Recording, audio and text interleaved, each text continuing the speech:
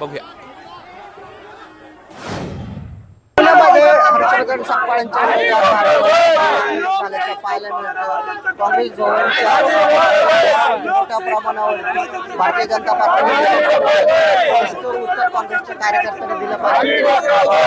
त्यानंतर काँग्रेसच्या कार्यकर्त्यांनी भारतीय जनता पक्षाने दगडफेक केल्याचं सुद्धा माहिती दिली. त्यानुसार आता काँग्रेस पक्षातर्फे पुण्यातील फरसखाना पोलीस ठाण्याच्या समोर आंदोलन करण्यात आपल्यासोबत काँग्रेसचे अनेक नेते काय सांगा मोठ्या प्रमाणावर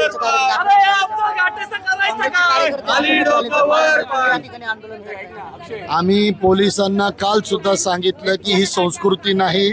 आमच्या पक्षावर ही तिसऱ्यांदा हमला होतोय आणि याच बरोबर दगड घेऊन आलेली होती, दगडफेक केलेली.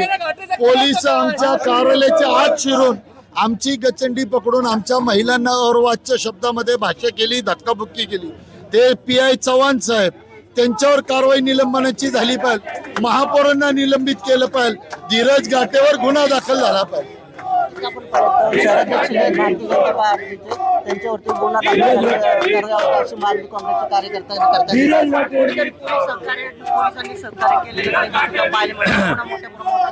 पुण्याच्या इतिहासामध्ये लोकशाहीला काळिमा फासण्याचं काम आज पोलिसांच्या मदतीने भारतीय जनता पार्टीच्या गुंडांनी केलंय.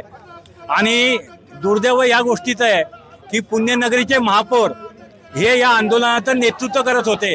ज्यावेळेला दगडफेक होत होती महिलांच्यावर, त्यावेळेला या भाजपच्या महिला महापौर शांतपणे उभ्या होत्या आणि हसत होत्या. या घटनेचा आम्ही निषेध करतो. म्हणून भाजपचे शहर अध्यक्ष आणि महापौर यांच्यावर गुन्हा दाखल झाला पाहिजे ही आमची मागणी आहे.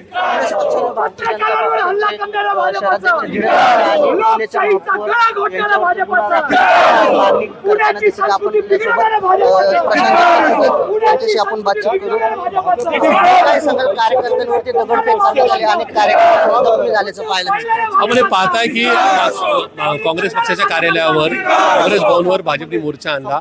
एक पुण्याचा मुख्य रस्ता जंगली महाराज रस्त्यावरून डावीकडे पर्यंत महापालिकेला जाता येणार जो रस्ता लागतो तो मुख्य रस्ता आहे. तो रस्ता 2 तास या भाजपच्या कार्यकर्त्यांनी अडवून ठेवला. पुणे पोलिसांनी या संदर्भामध्ये भाजपच्या कार्यकर्त्यांना अडवलं नाही किंवा त्यांच्यावर कारवाई केली नाही.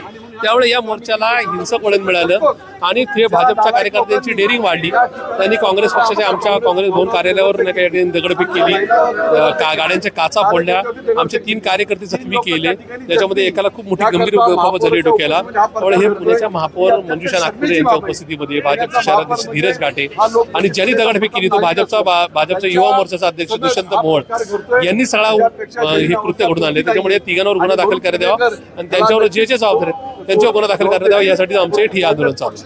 परंतु पोलिसांचा जमाव त्या ठिकाणी मोठ्या प्रमाणात होता, तरी पण दगडफेक का झाली पोलिसांनी सहकार्य केलं नाही. पुणे पोलिसांनी ज्यावेळेस एक मुख्य रस्ता 2 तास भाजपने अडवून सुद्धा भाजपच्या कार्यकर्त्यांवर कारवाई केली नाही, त्याच्यामुळे त्यांचं धाडस वाढलं, त्यांची डेअरिंग वाढली आणि त्याच्यामुळे कुठेतरी पुणे पोलीस सुद्धा या एका गोष्टीला जबाबदारी असा आमचा थेट आरोप आहे.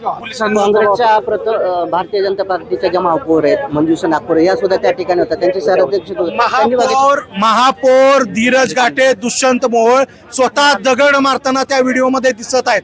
जर त्यांचे व्हिडिओ असून सुद्धा जर त्यांच्यावरती FIR होत नसेल तर संविधानाचा खून आज या ठिकाणी झालेला आहे असं मला स्पष्ट म्हणायचं आहे.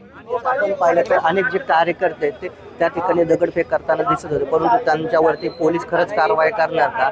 जोपर्यंत त्यांच्यावरती कारवाई होत नाही तोपर्यंत आम्ही या ठिकाणाहून उठणार नाही असाच पवित्रा काँग्रेस पक्षाच्या कार्यकर्त्यांनी घेतल्याचं पाहायला मिळतंय. सूरज कसबे, NDTV मराठी, पुणे.